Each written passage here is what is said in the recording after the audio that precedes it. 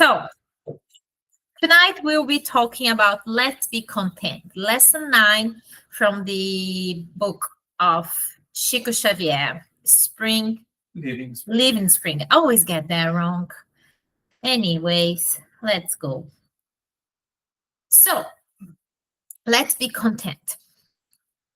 I'm just going to read the page for us now. But if we have food and clothing, we will be content with that. Paul, 1 Timothy 6:8. The person who stores up wheat can still only eat a few slices of bread to satisfy hunger. The owner of a fabric factory only needs a few meters of cloth to make clothes for themselves. We shouldn't eat or dress out of greed or vanity, but according to the simple needs of life. Why wait for a banquet before giving crumbs to someone who is hungry? Why wait to collect a pile of money before helping someone in need?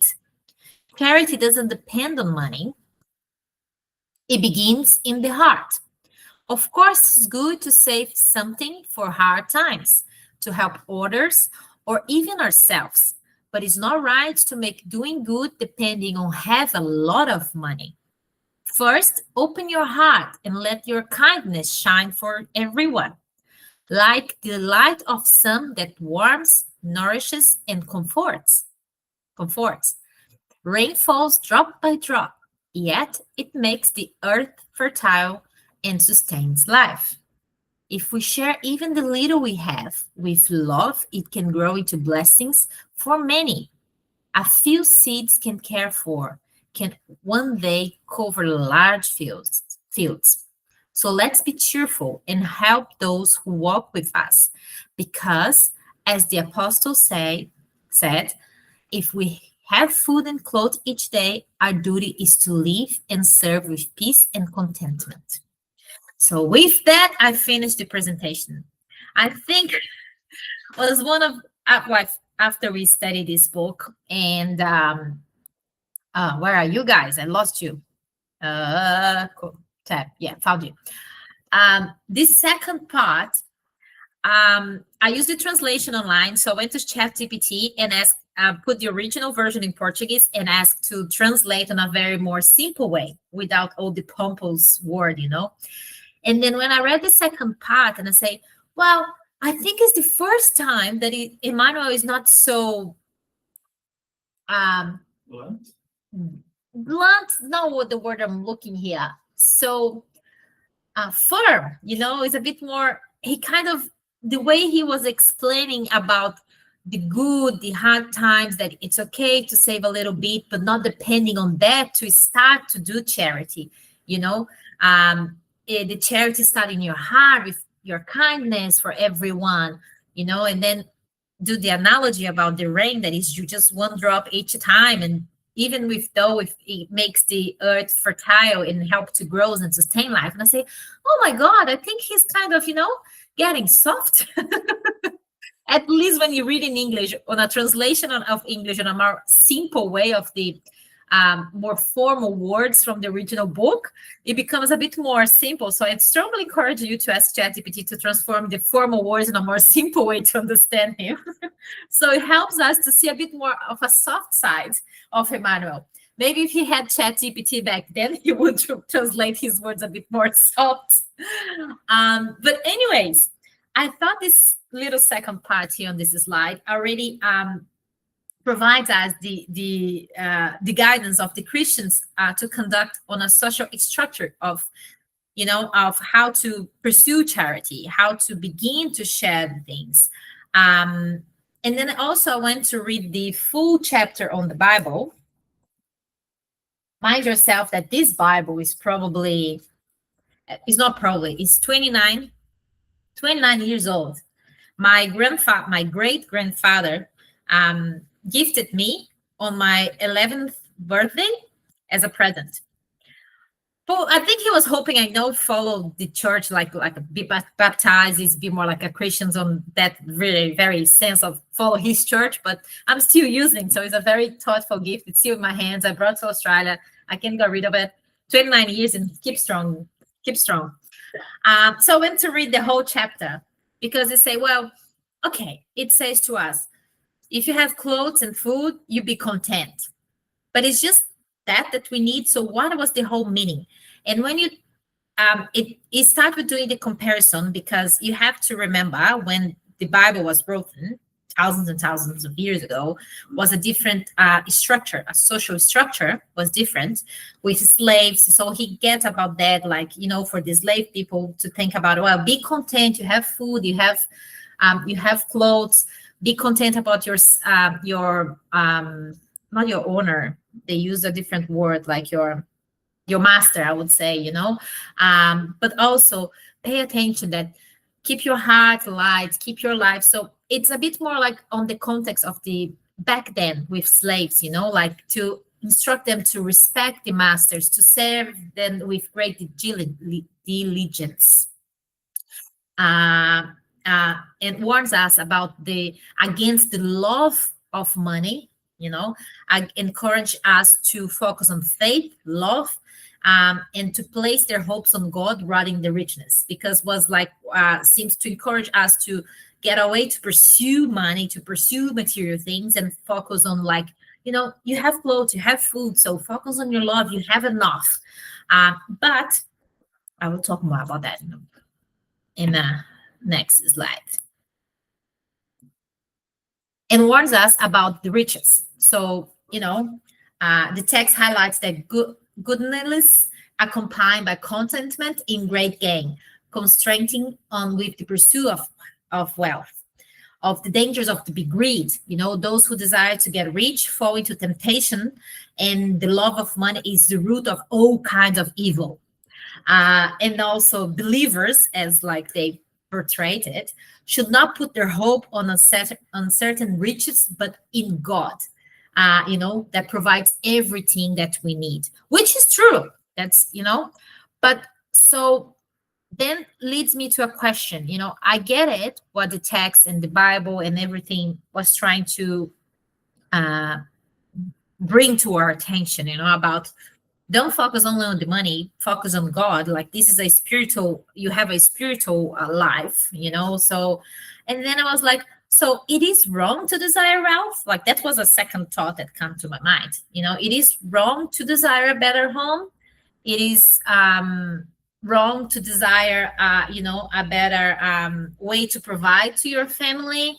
um, you know and then I was starting to reflect and then search for more text. And I remember a couple of years ago, there is this guy. His name is, oh gosh, just give my time. The guy of the little pills of the gospel. What's his name? Yeah, no, I don't remember his name.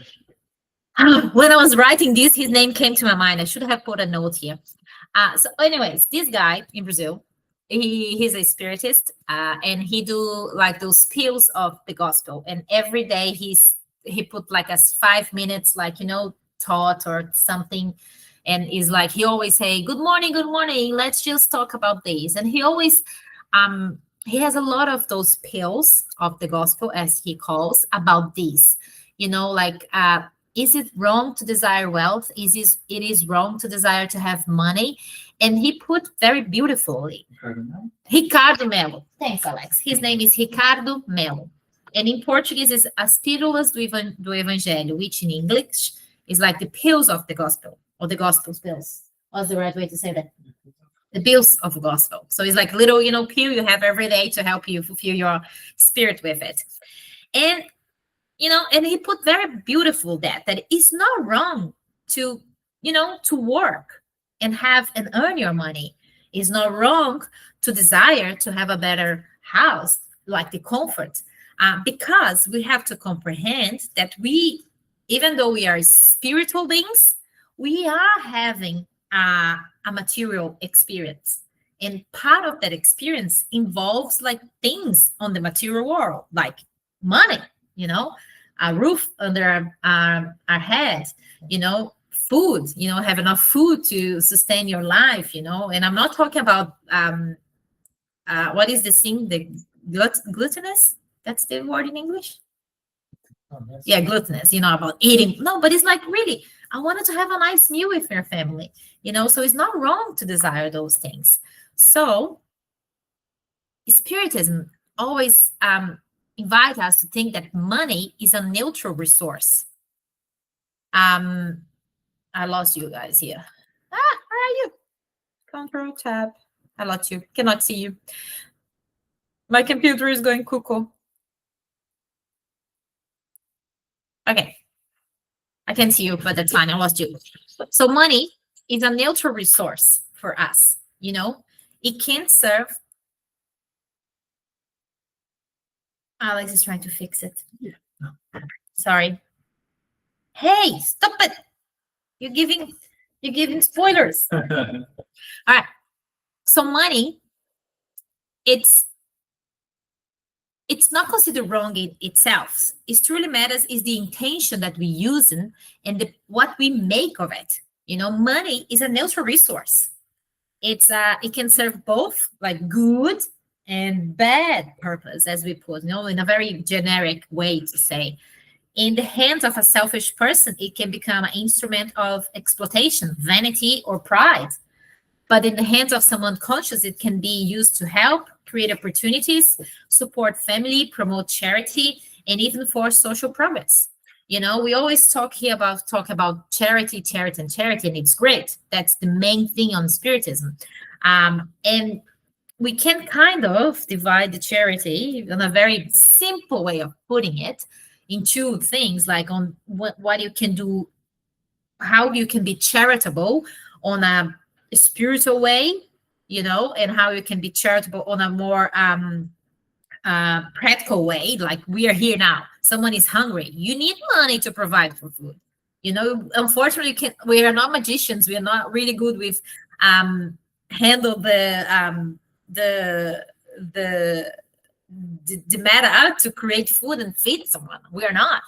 We need resource to make that happen, to keep the wheel running. So money, it's a blessing. It's how we use money that's gonna determine how it's an instrument. You can have a knife, you can kill someone with a knife, or you can help someone with a disease and cut them open, operate them, remove a tumor, and save a life. So money is just an instrument. It's how you handle it. It's gonna determine like the useness of money as good and bad, or the desires to have that. And also another important topic to put our attention is the attachment that we have with money. So if I have money, for me, it's really hard to share them with the people that I love. Or if I have the possibility to allocate that money to help a charity, or like something that I believe, and so is the attachment to the money is like how it's important. Yes, it's a source for us to make things happen, but like, are you a slave of the money, or you use that money to make things keep running and things flowing on our material world, because it's part of what we need. And also the responsibility that it brings to us. It teaches us that even like if you have too much money, it can be like a spiritual challenge for you, like how you relate to that. If you have too much, am I being true to my spiritual being, about I understand the power that it has, and how I can use this power, like this blessing of having too much money, to of course provide for my family, the people that I love, but also make good use of it. And also not having money at all, like we already, but that's like another chapter, another lecture that we can talk about it. I'm just kind of going through the topics about having money, and always end up on the balance. So in a sense, the desire to have money is not wrong, as long as it's not driven by the selfishness or the excessive ambition of it. What matters most is how we earn it and how we use it. So money, it's a blessing. So we don't have to be shy to desire it, to work. And like, if you want your money, if you earn your money, through the right channels per se, with your work, with, for example, people that build business from nothing and become like, like empires that employ many of people. Look the good that they do, they employ many of people that uh, and then they become super, super rich. So they earn that. But it's about how you earn it and how you use it, about giving back. And I think, where's my, I think somehow skip one.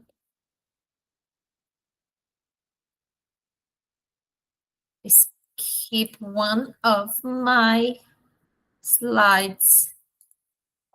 That I put some other notes, but that's all right. I think I can keep following. That was my line of thought here. um. So yeah.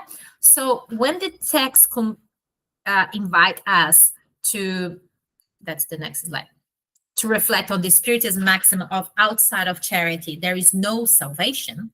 So let us be joyful for having clothes to wear and food to eat, and let us fill our hearts with joy and faith in God. Thank you. So may we spread love, light, and peace, a hug, and listen. So we may spread love, light, and peace, a hug, a listening ear to those in need. Whatever is possible, extend a hand as well, to offer material goods, because we have to remember, keeping our faith on an empty stomach is not easy. Some people are hungry and need food. Maintain faith in the face of illness can be a challenge. So some people depend on biomedicine. It's a daily struggle. So keeping faith while enduring cold becomes difficult when we lose control over our trembling bodies. So let us be content with what we have, yes, but let also face that sometimes we need to do more. If you can, what you can do is provide like love, is provide a moment, your moments to listen to someone. That's great. But if you can do more, if you can spare, as the text put us to us, if you only need a little bit of bread to sustain your life. So if you have more and can um, share that with the ones that need, let's do it. Let's be content because we have it. So someone is in need. So let's share. So that's what I took from the text about be content what I have. Yes. And it's fine for you to work and earn those things. But let us remember that we are spiritual beings and we are going to progress and we have a material experience. And to fulfill this experience, this great journey where we can be creative, right, Colleen? Every challenge is a moment to be creative. What we can do to not only help ourselves, but help the others around us. So that's what I took from the text about sharing. So that's the main word here, be content and share what you can. If it's like on the spiritual level, that's great. If it's on a material level, that's great. Let's be content and share, because if we do that, we keep turning the wheel. And the more good that we do on a sense that we share the love and the light, we could, as we've been discussing a couple of weeks about the butterfly effect, we can, what is the word? Inspire others to do as well. Colleen?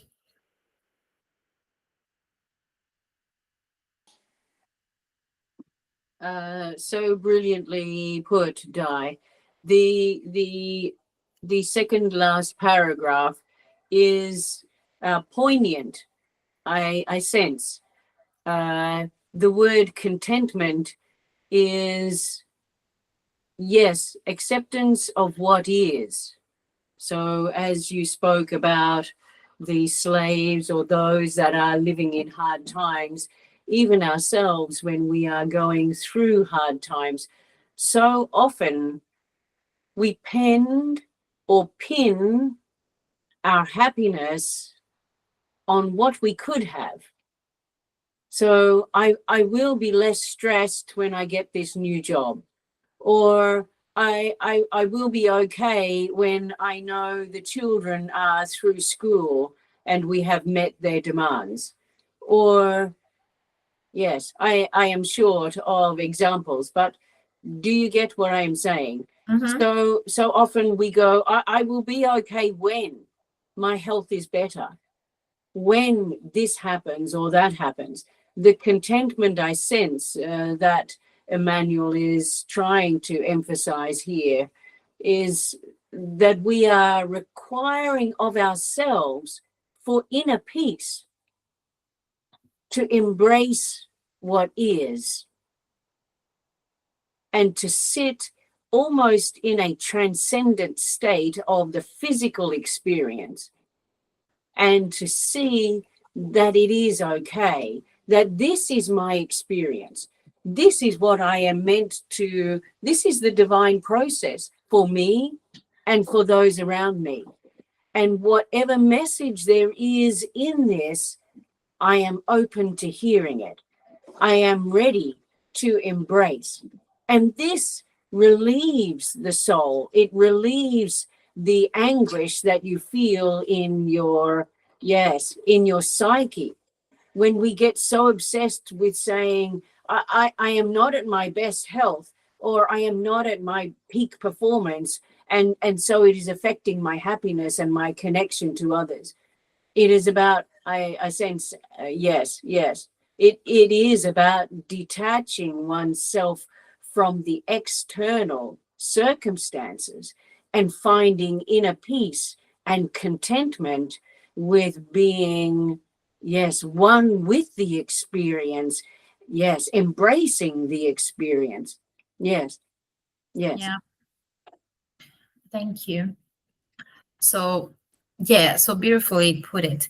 So that's the lesson that I took when I was writing and discussing about this, because it seems sometimes can be a conflict, you pursuing about the text saying be content and like, but shouldn't I be trying to live and accomplish things?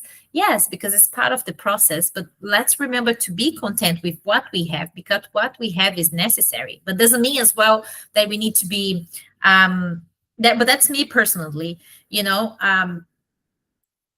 stuck is not the word. So, Settle for what it is.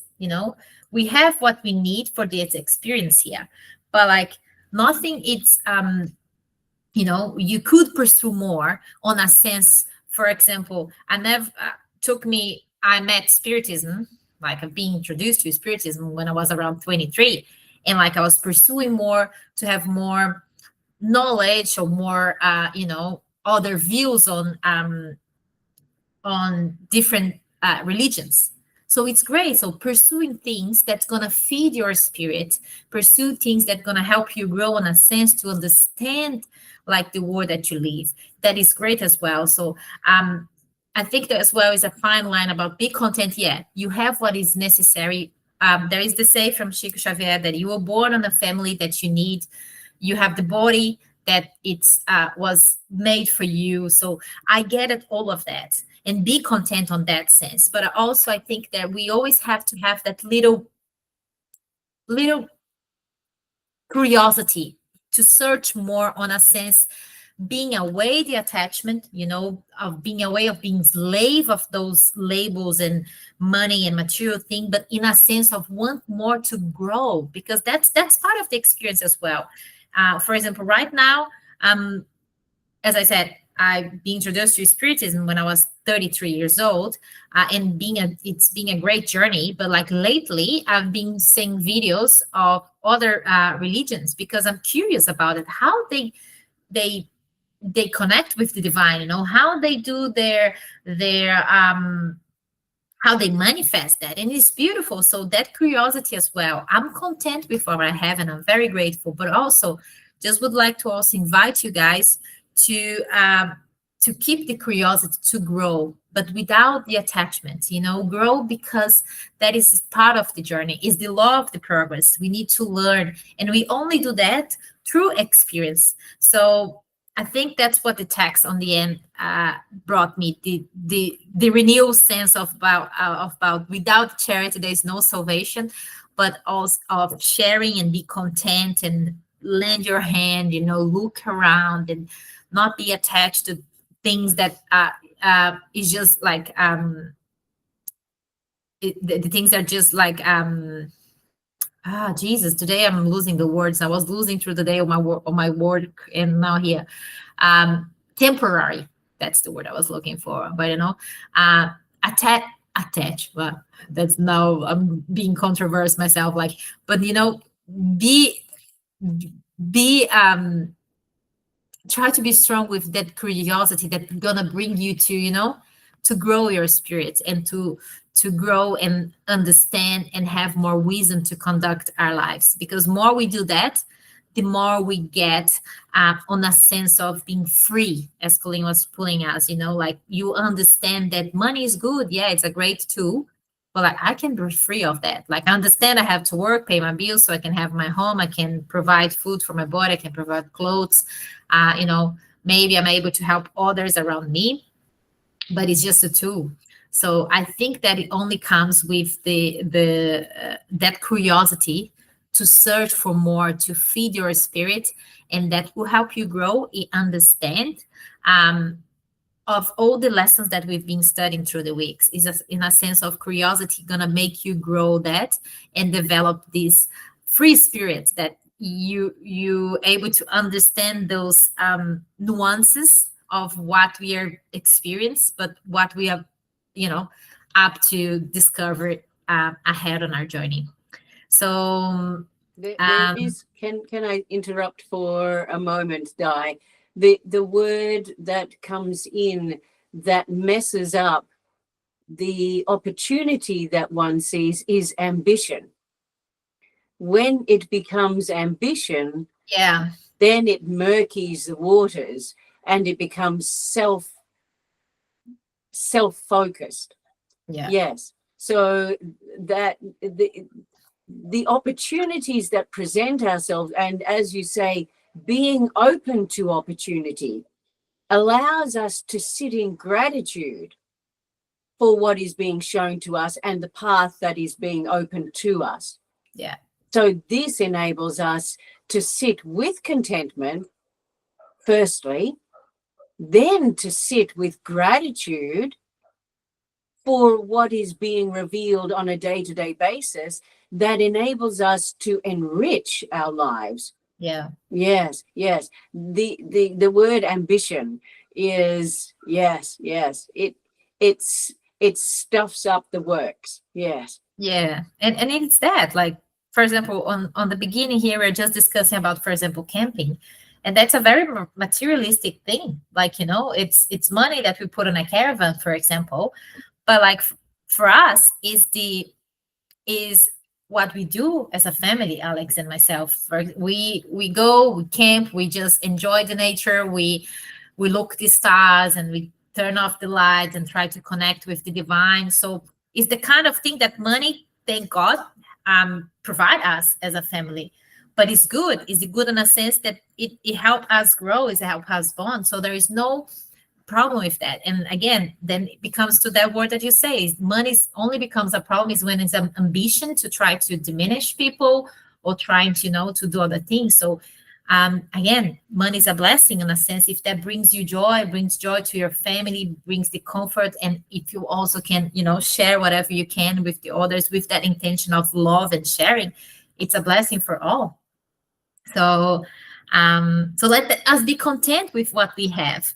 Let us be content that we have the knowledge, the power, and the tools to chase the things that we need. We think like we could do better or change, So I think that's the message of the lesson about, yes, let's be content, let's sit in gratitude, but also let's be let's be grateful that we also have the opportunity to do more on a sense of whatever we want, spiritual and material as well.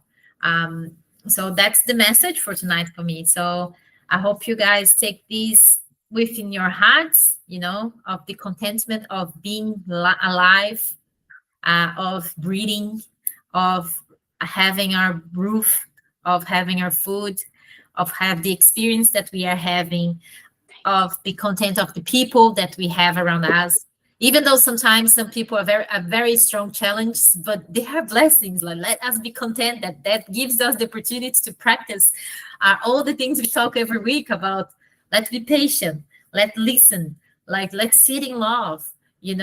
Let's forgive and forget. Those little things that help us grow as a spirit. So let's us be content for everything that's around us. Those things that help us grow as human beings in our society, but also as an immortal spirit. So thank you. And I haven't get a meditation from YouTube, because when I was writing, I say, actually what I was saying there was part of the prayer that I wanted to do on the end here. So I just wish to do a prayer. So we can be, I would like to invite you guys to just close your eyes and let's take a deep breath in.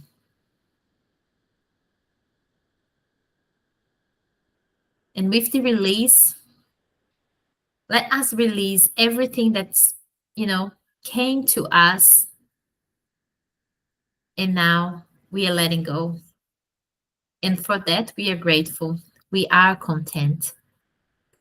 We are grateful. We are content for this time, Lord, for this meeting. I know sometimes seems so small, but it's so important. We have here physically 5 hearts connected. We're going to probably have in the future more hearts connected with us that will be watching this video in the future. But we also are grateful and content for all the spiritual friends that are around us, our mentors, the guides of this house, our protectors, the friends that are just here with us, just to learn, just to listen, and on the same page as being content for the opportunity. Gosh, there are so many reasons for us to be happy, to be content, to be grateful, even though sometimes we don't give you the credit for. We know that some days those challenges, those creative moments that you put on our path are real challenges that kind of make us doubt our faith, that also makes us doubt that really, like, really, God, are you serious right now? I do say that sometimes. But after deep breath in, or maybe a good night's sleep, when I look back, God, I'm grateful. There was an opportunity of learning. There was an opportunity to have a moment with another brother or sister that, just like me, are here to learn, are here to exchange, experience and grow. So, God, I am grateful. And forgive me for the moments when I didn't realize the rich opportunities that you put in my path every day. I'm so grateful, God, to have this connection, to be here, to know that you're taking everything that's not more necessary, and that you are blessing us with your light, with your love, with your protection. Our homes are receiving this beautiful light that protected all the walls. If you can mentalize your home right now, the material, the material home, all the walls are protected, illuminate with love, with faith, with kindness, because these are sanctuary for our physical body, is where we have the rest during the night, is where we share a meal with our family, is where we receive friends, families to gatherings to share moments of happiness or maybe some moments of struggles. And for that, we are grateful, dear Lord. And also, we are grateful for everything, for our health, for our bodies, for our work, for the moments to share this prayer, not only with you all that are present here, but all of those that maybe are just scattering around the world, just in need of a little bit of light. So let us be content and share the love, the light, and we know they will receive this beautiful blessing. Let us share our love with this world that is healing little by little. person by person, when we have moments like that to reflect, to reflect about our feelings, about things that are sometimes seem so complex, or we make them complex, God, like money, like house, like charity, like love. And at the end of the day, we are grateful to have the opportunity to stop and reflect. Maybe this is the first time that we're really reflecting about those feelings, those sentiments, those material things, what they are for. It's a tool, it's not. But gosh, I'm grateful that I have opportunity to even reflect them. I don't mind if they're the way that I'm reflecting is right or wrong. Maybe this is the first time I'm stopping and reflect on them. And I'm grateful for that, because with that reflection, I'm growing. And I'm sure that ones that are here with us are growing as well. Because on the end of the day, God, it's not about right or wrong. It's about the climbing. It's about the keep going. It's about the discovery. It's about evolving. And we only do that when we are curious, when we debate, when we challenge, when we want to ask why, why. And it's okay, because you always gives us the answer. Maybe sometimes we're not quiet enough to listen to you, but you always gives us the answer. But I believe with that curiosity, with those why, at some point, our heart's going to be ready to listen to every word that you're saying to us. And we are growing towards that, God. So help us mold our hearts, our ears to listen. So let us sit in love and try to absorb this beauty that surrounds us every day. Let's be content for everything, because we know at the end of the day, when we finish our journey, it's going to be worth it. So be it. Thank you, guys. Thank you for coming. Thank you. Great explanation of these thoughts of Emmanuel. Thank you. Thank you. Thank you. I hope you have a blessed week. I hope Colleen, Yvonne, and Rod, and Aiko, it's Aiko, isn't it, the dog? You have a blessed trip, Thank you. to be in touch with the nature and everything that you're gonna be able to touch, in a sense of, be surrounded by. I have a beautiful content week at work, Angela, with all the challenges that we have surrounded with colleagues and co-workers. Let's be content that we have those challenges to superpass. And let's be content that we can meet again next week. Okay? Thank you. Enjoy your trip, Colleen. Thank you so Yvonne. much. Thank you, Angela. You're welcome. Thank you. Bye. Bye. Goodbye. Bye. Di, can I speak with you for a minute, please? Yeah, sure. Let's just Yes. stop recording.